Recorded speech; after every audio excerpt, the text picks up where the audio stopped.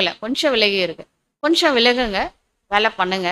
அப்போ நீங்கள் மனசில் பாரம் வராது. ப்ளஸ் மைனஸ் வரதான் செய்யும். அதனால மனசு பாரம் ஆக்காமல் இருக்கணும்னா கொஞ்சம் விலகி அதே சமயம் வேலை செய்யுங்க. கர்ம யோகி அப்படின்னு அவங்கள தான் சொல்ல முடியும்.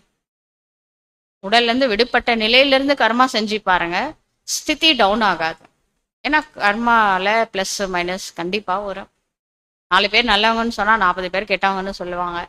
இதயம் தாங்கும் இதயம் எப்போ வரும்? முதல்ல டிட்டாச் ஆகணும் உடம்புல இருந்து, மனுஷங்களோட வார்த்தைகள்ல இருந்து.